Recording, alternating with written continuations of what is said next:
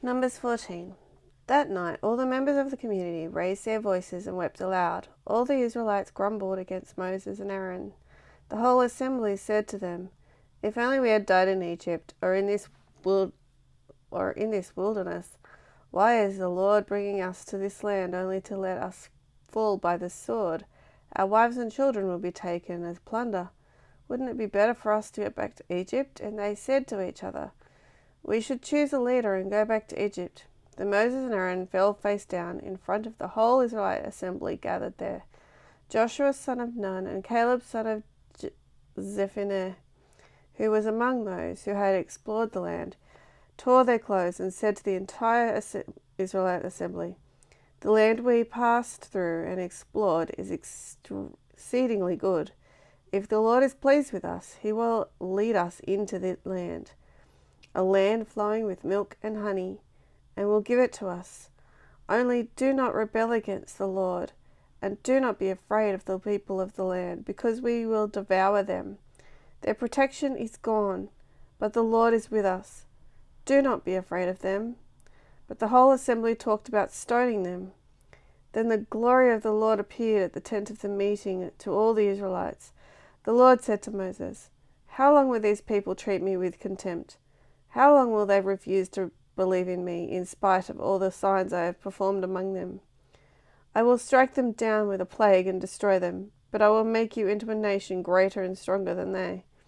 Moses said to the Lord, "Then the Egyptians will hear about it.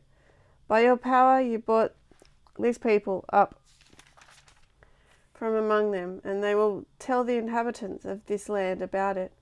They have already heard that you, Lord, are with these people, and that you, Lord, have been seen face to face, that your cloud stays over them, and that you go before them in a pillar of a cloud by day and a pillar of fire by night. If you put all these people to death, leaving none alive, the nations who have heard this report about you will say, 'The Lord will not be able to bring these people into the land. He promised them an oath, so he slaughtered them in the wilderness.' Now may the Lord's strength be displayed, just as you have declared. The Lord is slow to anger, abounding in love, and forgiving sin and rebellion. Yet he does not leave the guilty unpunished. He punishes the children for the sin of the parents of the third and fourth generation, in accordance with your great love. Forgive the sin of these people, just as you have pardoned them from the time they left Egypt until now." The Lord replied, "I have forgiven them, as you asked. Nevertheless, as surely as I live, and as surely as the glory of the Lord fills the whole earth, not one of those who saw my glory and the signs I performed in Egypt in the wilderness, but who disobeyed me and tested me 10 times, not one of them will ever see the land I promised an oath to their ancestors. No one who has treated me with contempt will ever see it. But because my servant Caleb has a different spirit and follows me wholeheartedly, I will bring him into the land he went to, and his descendants will inherit it. Since the Amalekites and the Canaanites are living in the valleys, turn back tomorrow and set out toward the desert along the route to the Red Sea." The Lord said to Moses and Aaron, "How long will this wicked community grumble against me?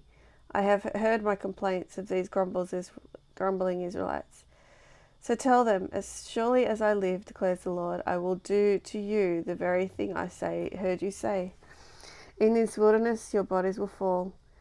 Every one of you, you're 20 years old or more, who has counted in the census, who has grumbled against me.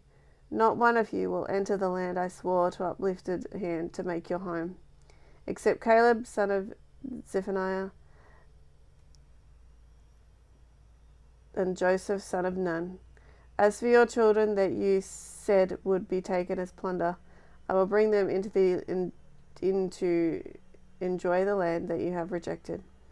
But as for you, your bodies will fall in this wilderness. Your children will be shepherds here for 40 years, suffering from your unfaithfulness until the last of your bodies lies in the wilderness.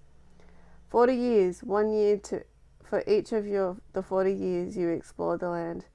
You will suffer for your sins and know what it is like to have me against you.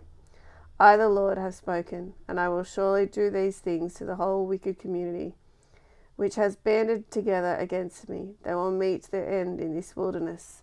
Here they will die. So the men Moses had sent to explore the land, who returned and made the whole community grumble against him by spreading a bad report about it. These men who are responsible for spreading the bad report about the land were struck down and died of a plague before the Lord.